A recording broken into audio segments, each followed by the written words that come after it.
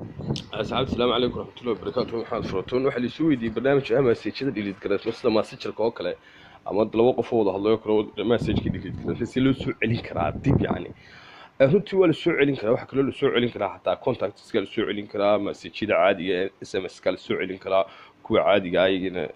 isoo qabo dhamaan WhatsApp-ka la soo celin karaa barnaamijka baa asxaabta jirta lagu shaqeeyo oo la yiraahdo message recovery baa la yiraahdaa gaar ahaan GT recovery baad ku soo qoraysaa Play Store tigisa asxaabta Play Store markaad tagto waxaad ku qor GT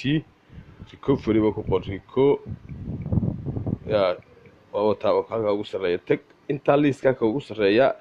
bisada yar ah mulcaayare xagga daba u jeeda mulcaayare qolqolooca mulcaas ku dhufanaysaa marka anigu ugu jiraa in ku doonayaan ku shubto asxaabta kaas aad tagaysaa dadka bacdi message delete garanaysaa for example imika anu message ko kala dan tago imika message ko kala tagayaa tusaale ahaan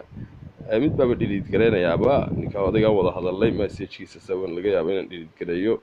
dhammaan tii aan iraahdo delete oo Fadxi ibn Furoole oo nin saaxiibna odayo qaaliwi delete waa siinayaa asxaabta message-kan delete siiyay oo Fadxina wada aragtaan magaciide delete waa siinayaa kabacdi in yar kabacdi Fadxi meesha uu ka baxayaa barnaamijkii oo soo furaya asxaabta barnaamijku asxaabta waxa ahaa recovery oo ku qoranaya wakaalka ku jira asxaabta daqiiqad gudahood ba ku soo celinaya wixii message delete gareysmo salaana marka haddaad contacts doonayso haddaad waxyaabii yani hore u delete doonayso haddaad recovery text doonayso haddaad sawir doonayso recovery SMS ku soo celinaya xataa WhatsApp ku soo celinaya imika message-kan taabanaya oo adika argay calaamadiisa caanka ahayd kabacdi bal waxaan sameeynaa scan baan u dirayaa in yar daqiiqada kabacdi iska sugaysa uu scan gareynaya dhammaan wixii message-da ku jiray oo dhan marka wala soo celin kara dadka qaar bay soo weydiiyay asxaabta qaar oo iska sugaysa asxaabta uu doonaya postin yar qabanayna oo isku soo noqonayna asxaabta muddo hal daqiiqa ba sugaysa marka dhammaan wixii message aan delete gareeyo dhan asxaabta buu soo celinaya marka doonayso qofka marka personal imika waxa soo dhan bii soo celiyaan oo u baahneen waxa soo dhan message aan delete gareeyeen dib u soo ceshado waxaan u baahnaa kaliya Fadxi ibn Furoole ninkii wadagaan saaxiibka ahayn ka wada arkaysan marka ugu hooseysa eega kiisibu isna ii soo celiyay yani gabigiisa waa dawaan wada delete gareeyay asxaabta inaad arkaysan kalmooy restart baan isaga laftiisa ku dhufanaya wadiga arkay message-da marka aan isniri kabacdi oo noqonaya waxaan oranayaa markaan saa iraado kabacdina recovery markaas aan ku tay asxaabta waxay rabtaa inaad fahanteen ma wax saa u siweyn waa very simple si lagu soo celiyo yani wixii ka delete gareysmay oo marka aad u akhrin karaysaa waxaad kale isna asxaabtaas oo kale wada arkaysaa bari hore waxaan delete gareeyay kuwan oo kale wada arki karaysaa waan delete gareeyay oo asxaabtaas oo dhan waa yani wax bari hore aan delete gareeyay marka asxaabta halka waxaad ka garanaysan isna in si yaro simple message-da lagu soo celin karo haddaad doonayso